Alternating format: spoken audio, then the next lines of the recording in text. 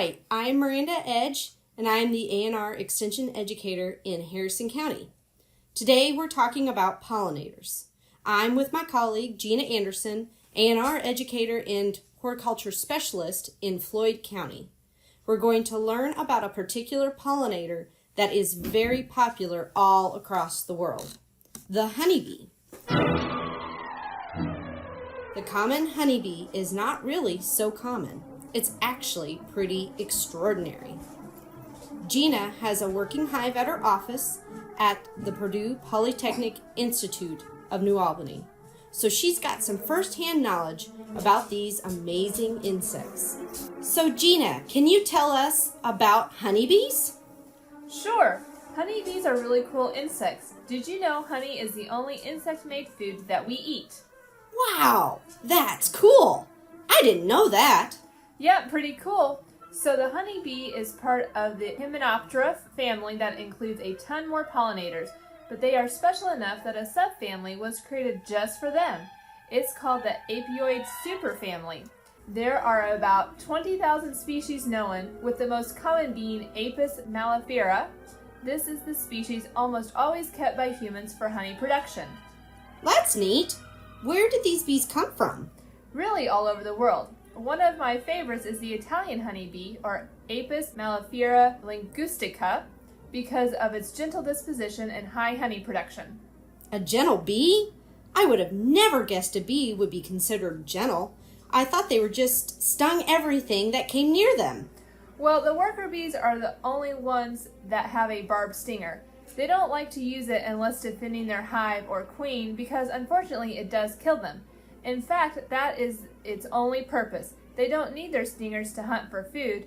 They are herbivores. Whoa, hold up. There are more than one kind of honeybee? And what the heck is herbivore? Okay. One thing at a time. Yes, there are 3 types of honeybees found in a hive. The worker bee is the smallest in size and is a female bee that does a lot of work for everyone. In fact, they are the ones that leave the hive to find nectar and pollen up to 7 miles away, make beeswax and the honey, feed babies, and take care of the queen. They cap cells for the larvae to go through pupation, keep the hive cool, they ventilate it, and they clean it and keep the drones in order. That is a lot of work for just one bee. Well, there are thousands of these workers doing the work every day. It takes nectar collected from about 2 million flowers for the bees to make 1 pound of honey, and one honeybee can only make about a 1/12 of a teaspoon of honey in her lifetime. You can imagine that means there has to be a lot of them working daily to make enough honey and beeswax to house eggs laid by the queen and have enough left over for us to collect. Okay, I get it. These girls are superwomen. Do they get any thanks for their work? Sort of. Everyone from the hive benefits from what they do, so they can move through the hive and do the different roles in the hive, and then we get to reap the benefits because we get the honey and we always give them a nice home to live in. Well, that sounds pretty nice. Other than the worker bees, the drones are in the hive too. What does the drone do? Not much. They are the male bees and are visibly larger than the worker bees. They spend their time eating honey that's in the hive, and then they look for places to go and mate with other queens, and they sleep. Sounds like a pretty easy life. It is, until the workers force them out of the hive to make room for the next crop of young drones and workers. They must find them a new queen and create a new hive. But usually they get kicked out in the fall, and the ladies don't let them back in since all they do is eat the extra stuff. This queen sounds pretty important. I guess that's why she's called the queen. You got that right. The queen will live an average of 2 to 3 years and lay up to 2,000 eggs per day. That's a lot of mouths to feed. Yep, that allows for the hive to house an average of 50,000 bees at a time. And as we said earlier, it's going to take a lot of bees to be able to collect enough nectar and pollen for their purposes and ours. Her job is definitely the most important for keeping the hive alive and productive.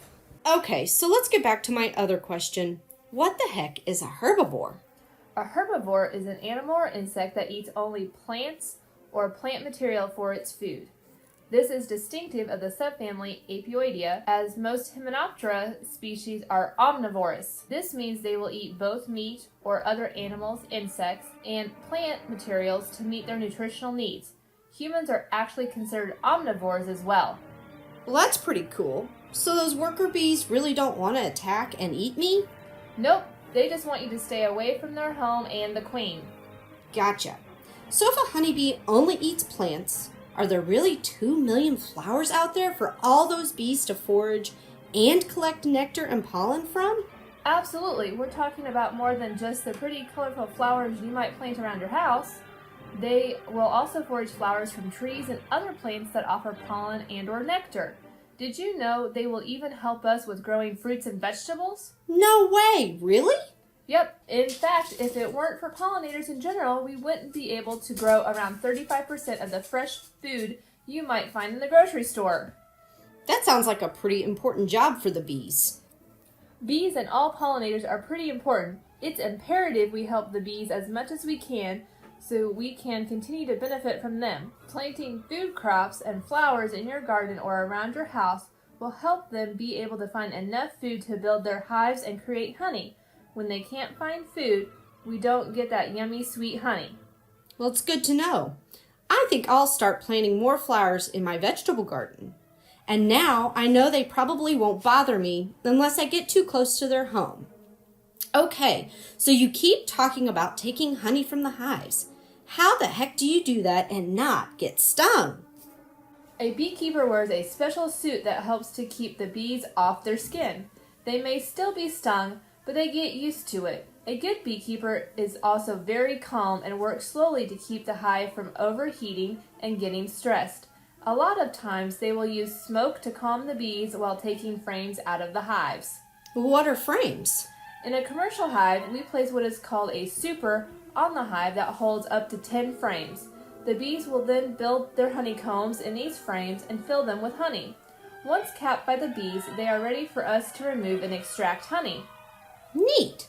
So the bees don't come out with the frames if you use the smoke? Not quite. Some will still be on the frame, so we just use a soft brush to sweep them off and back into the hive. We take the frames to the extractor equipment for the next step. It takes some special equipment to remove the caps from the combs. There can be special knives, or there can be multi-pronged forks that we use. Once removed, the honey can flow freely. The frames are put into an extractor to pull as much as possible of the honey out of the combs. The honey will then go through a filter to make sure we don't have any unwanted particles ending up in our bottled honey. That seems pretty easy. So how much do you usually get out of your hives? This year we extracted about 80 pounds from one hive. This can vary due to the size of the colony and the amount of food available for the workers to collect. In past years, we've actually collected about 120 pounds. Very cool. So definitely this year there were less flowers or plants for them to collect from. Right. With that frost in May, we lost some early flowers, so they didn't have a chance to get a good jump on it, but they have enough left in their hive to get them through the winter. Very cool. So next time I'm putting honey in my tea, I'll remember how much work it took for just 1 teaspoon. Honeybees do so much more than I realized. I cannot believe we can eat food made by an insect. Yep, it's naturally occurring, safe to leave in your pantry for a really long time due to the amount of sugars found in the liquid. Bees are pretty amazing, as other pollinators are too. It's important for us to learn more about them so we can keep them safe and let them do their jobs so we all have lots of food to choose from for a healthy diet.